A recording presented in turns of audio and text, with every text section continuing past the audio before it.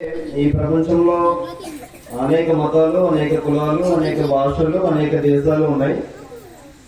ధనికులు ఉన్నారు, పేదవారు ఉన్నారు, చాలా మంది ఉన్నారు. అయితే నేనెవరు అనేది ప్రశ్న.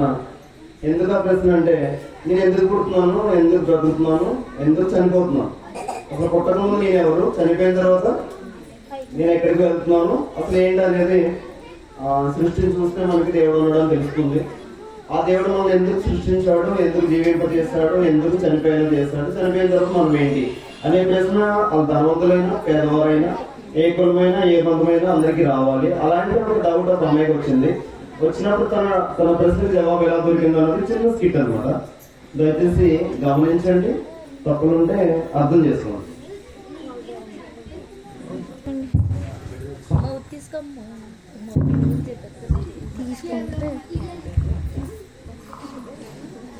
హలో, షారూన్, నేను మౌని, నీతో మాట్లాడాలి. ఒకసారి ఇంటికి రావా? వచ్చేటప్పుడు చిన్నాను కూడా తీసుకునిరా, త్వరగా రావాలి. నా కొత్త ఫోను, కొత్త హ్యాండ్ బ్యాగ్, కొత్త డ్రెస్ చూసి వాళ్ళిద్దరికి మతిపోద్ది. ఇలాంటివి కొనడం వాళ్ళ తరం కాదు. ఇది లైఫ్ అంటే. Thanks my parents. ఏంటి వీళ్ళు ఇంకా రావట్లేదు? నా టైం అంతా వేస్ట్ అయిపోతుంది.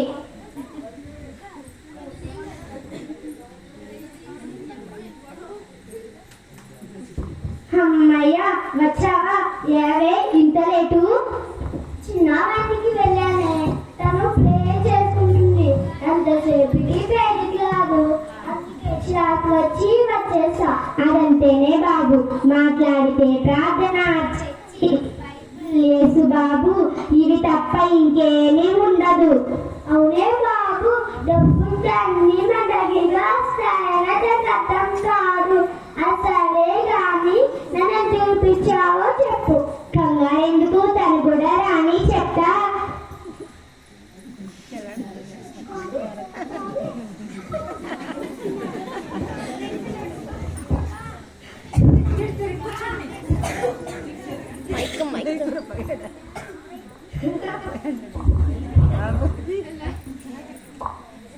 అక్క ఈ పొంగలైతే తీసుకోండి, ఏదైనా అమ్ముకోండి.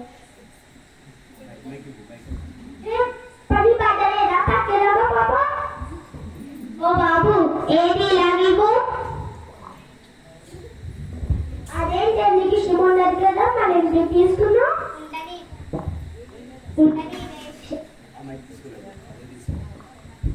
ఉండని, షాపింగ్ కి వెళ్ళాలి, అలా డిన్నర్ చేయాలి. డిన్నర్ చేశాక నా తుడుచుకోవడానికి పని చేస్తుందిగా.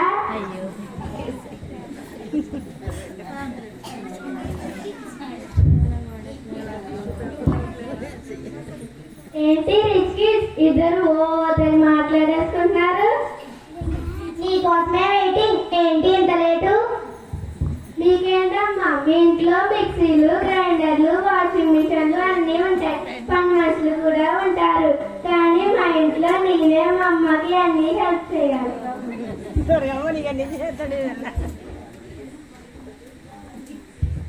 అందుకే పుట్టే మా రిచ్గా పుట్టాలి. మీ రిచ్గా పక్కన పెట్టి విషయమేంటో చెప్పండి. ఏం లేదే, వచ్చే సండే నా బర్త్డే గ్రాండ్ గా ప్లాన్ చేస్తున్నాను. చాలా మంది ఇన్వైట్ చేయాలి, డెకరేషన్ చేయాలి, షాపింగ్ చేయాలి. మీ ఇద్దరు నాకు కావాలి. అమ్మో, నాకు ఆ రోజు నా మిస్ బర్త్డే ఇలా ఆడేదే. అరే అలా వెళ్ళిపోతుంది. సరే చిన్న, నువ్వు ఉంటావుగా? అయ్యో మౌని, నీకు తెలిసిందేగా నేను ఆదివారం చర్చ్ మానేసి ఎక్కడికి వెళ్ళనని. అదేంటి అలా మాట్లాడుతున్నావు?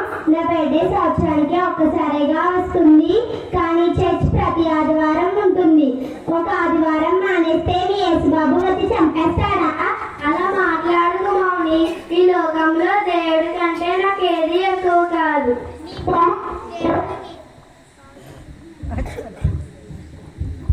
నీ మొహం, దేవుడు నీలాంటి లేని వారికి అవసరం. నాలా చదువు, అందం, డబ్బు, జ్ఞానం ఉన్నవారికి కాదు. ఎన్ని ఉన్నా నీ ప్రాణాన్ని కాపాడుకోలేం, నరకం నుండి నీ ఆత్మను కాపాడుకోలేం. నరకం ఏంటి, ఆత్మ ఏంటి, కొత్తగా మాట్లాడుతున్నావేంటి? అయ్యో మౌని, మనం ఈ భూమి మీదకి రావడానికి కారణమైన సృష్టికర్తను తెలుసుకోకుండా, మళ్ళీ మనం ఆయన దగ్గరికే వెళ్తామని తెలుసుకోకుండా, పుట్టినరోజులని, పుణ్యకార్యాలని, పెళ్లి రోజులని ఎన్ని చేసినా ఉపయోగం లేదు. అయితే పుట్టినరోజు చేసుకోకుండా చర్చికి వెళ్ళేవారు చేసుకోరా? చేసుకోకూడదని నేనేమి చెప్పట్లా. ప్రతి పుట్టినరోజుకి మనం చావుకు దగ్గర అవుతున్నామని తెలుసుకోవాలి. మన ఆయుష్ రోజు రోజుకి తగ్గుతుందని గుర్తించాలి. దేవుడు తెలుసుకుని దేవుడి కోసం కొంత సమయం కేటాయించాలి. అంటే నా చదువు, నా అందం, నా డబ్బు, నా జ్ఞానం నాతో రాక నేను చనిపోతే అవన్నీ ఉన్నా లేని దానిలా బ్రతకాలా? చేసుకోవద్దని నేనేమి చెప్పట్లా. పేదవారు కూడా దేవుడు తెలుసుకోకుండా చనిపోతున్నారు. ధనం ఉన్న ధనాన్ని బట్టి అక్షయించకుండా ఉంటే పరలోకానికి ప్రవేశించవచ్చు. సరే, నాకు ప్రేయర్కి టైం అవుతుంది, వెళ్ళొస్తా. అరే, నా ప్రేయర్ అంతా ఖరాబ్ చేసి వెళ్ళిపోయింది. ఇది చెప్పేదంతా నిజమేనా? ఎలా నమ్మేది? ఇలాంటి విషయాలు సైంటిస్టులకి బాగా తెలుస్తాయి. రేపే సైంటిస్ట్ దగ్గరికి వెళ్తాను.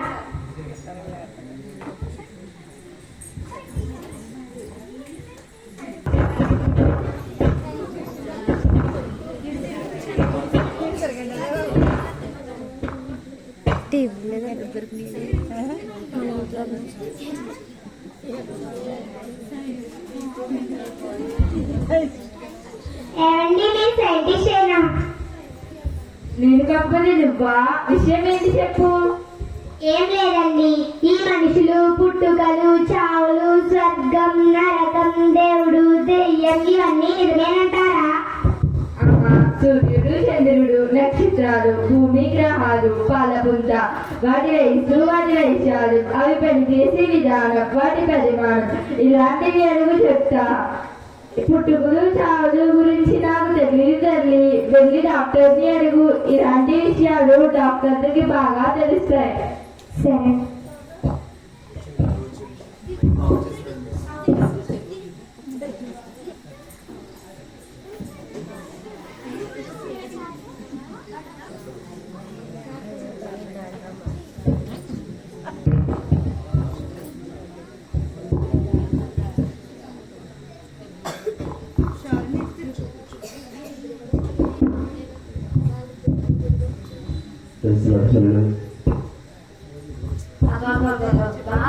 లక్షలు ఖర్చు పెట్టి డాక్టర్స్ వెళ్ళారు, కోట్లు ఖర్చు పెట్టి హాస్పిటల్ కట్టారు.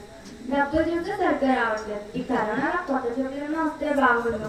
ఈ ఎలాంటి వాళ్ళు వచ్చారో ఏంటో. పేషెంట్ పంపించు.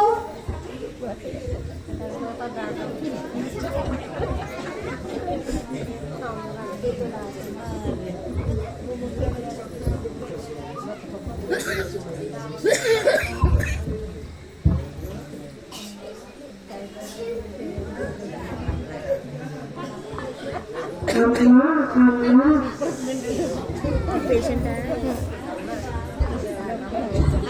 ఏమైందయ్యా? ఇలా రా, కూర్చో.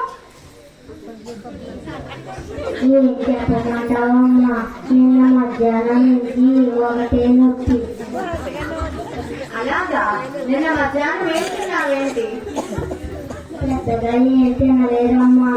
ఒక కోడి, ఒక బిర్యానీ, ఒక చేప, 4 మేకోళ్ళు.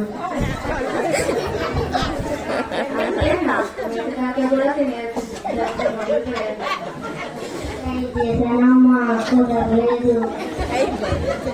మంచిది.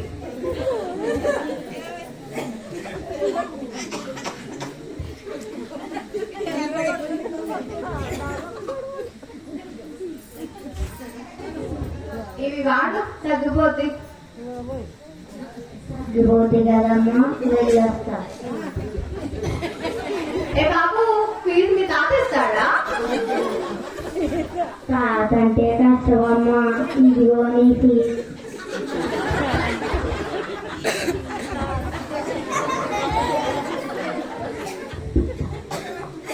తగ్గిపోతే కదమ్మా. తగ్గిపోతే వెళ్ళు. నిజంగా తగ్గిపోతుంది కదమ్మా. ఓ దేవుడా, వెళ్తారా లేదా?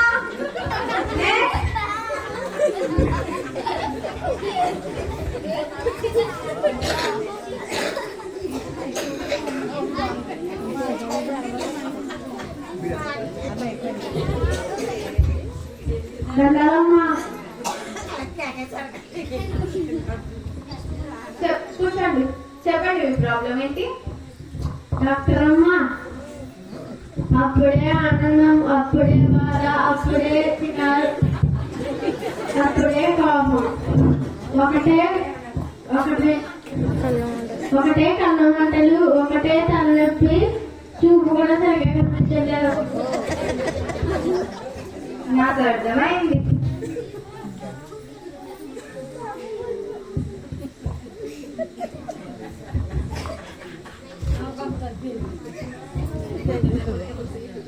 ఇవి వాడు తగ్గిపోతాయి.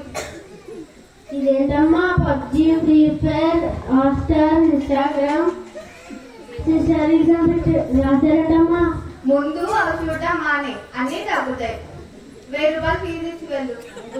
ఇవి మార్గం చెప్పడానికి 1000 రూపాయలు, 100 రూపాయలు ఇస్తే తీసుకోండి. నర్స్, వీడి పైన తెక్కించు. ఐసీలో రూమ్ ఇచ్చేద్దాం. అమ్మా అంతకని చేయకు.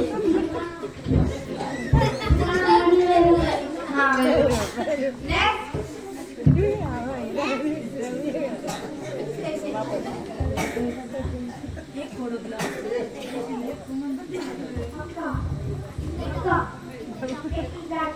నమస్కారం.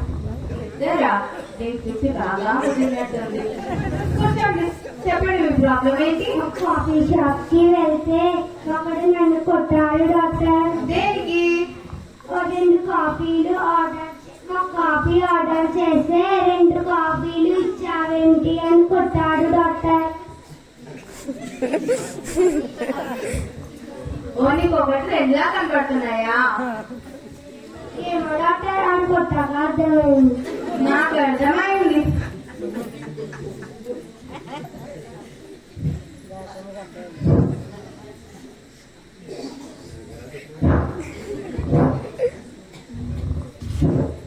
ఇవి వాడు తగ్గిపోతే 1000 రూపాయలు ఫీజు. అదేంటి 1000 500 ఇచ్చాం. ఓ నీకు జబ్బు ఉంది కదా.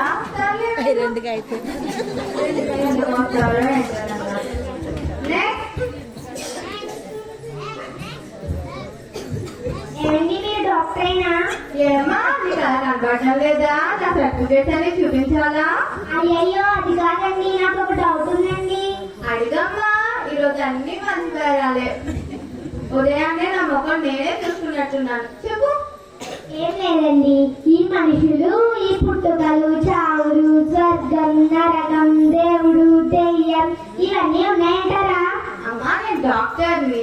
మానవ శరీరంలో ఎన్ని ఎముకలు ఉంటాయి, ఎంత రక్తం ఉంటుంది, రోగాలు ఎందుకు వస్తాయి, ఎలా తగ్గుతాయి, ఇలాంటివి అడగమ్మా. అలా అయితే చెడ్డవాళ్ళు చనిపోవాలి కానీ మంచి వాళ్ళు కూడా ఎందుకు చనిపోతున్నారు డాక్టర్? ఇదే న్యాయం డాక్టర్? అమ్మా నాకు ఈ న్యాయాలు అన్యాయాల గురించి తెలీదు. వెళ్ళి లాయర్ అడుగు. అది కాదు డాక్టర్. అమ్మా నీకు దండం. వెళ్తావా లేదా? ఫీజు కూడా వద్దు.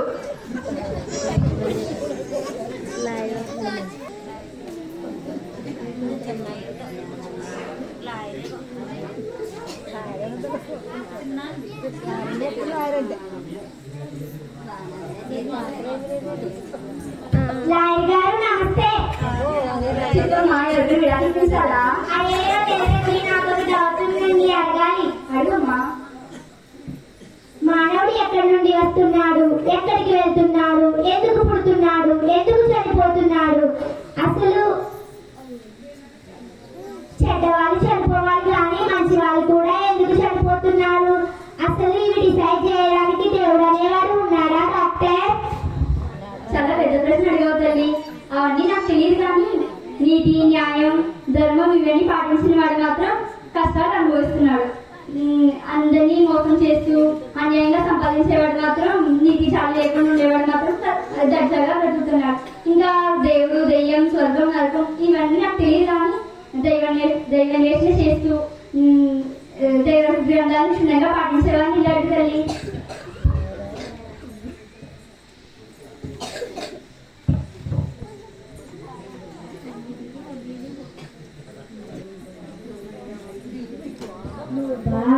నా ప్రశ్నకి జవాబు ఎక్కడ దొరుకుతుంది? ఎవరు చెప్తారు? ఆ రోజు ఎవరో బాబు నాకేదో పాంప్లెట్ ఇచ్చారు కదా, అందులో ఏముందో చూద్దాం.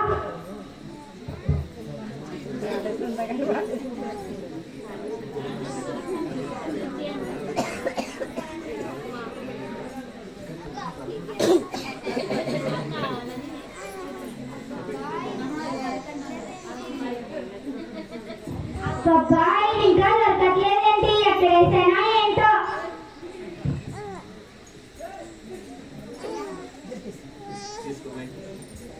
అమ్మయ్య, ఇది డస్ట్బిన్ లోనే ఉంది.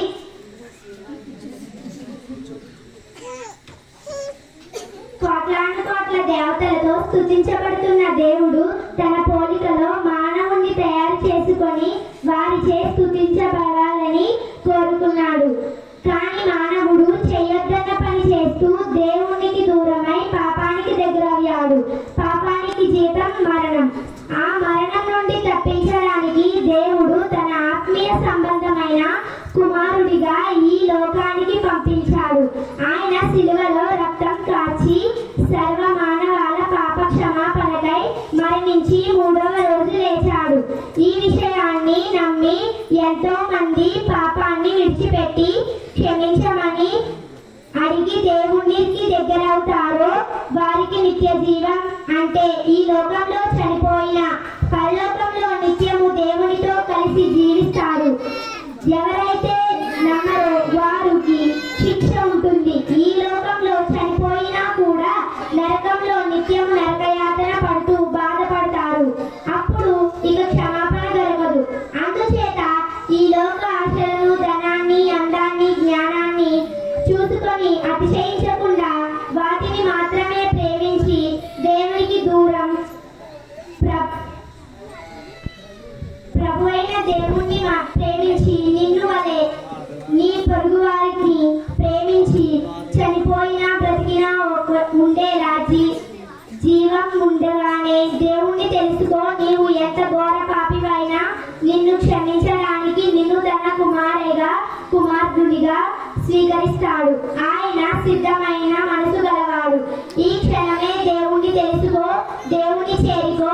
మరిన్ని వివరాలకై దేవుని సేవలో మీ దైవజనులు ఎన్ ప్రసాద్ గారు, ఎన్ కల్వరి కుమారి గారు. అమ్మయ్య, నా ప్రశ్నకి జవాబు దొరికింది. రేపే నేను మందిరానికి వెళ్తాను. నాకు కొంచెం టెన్షన్ తీరింది. ఆ రోజు కంప్లైంట్ ఇచ్చిన బాబే నా జీవితాన్ని కాపాడాడు. థ్యాంక్ యూ దేవుడా.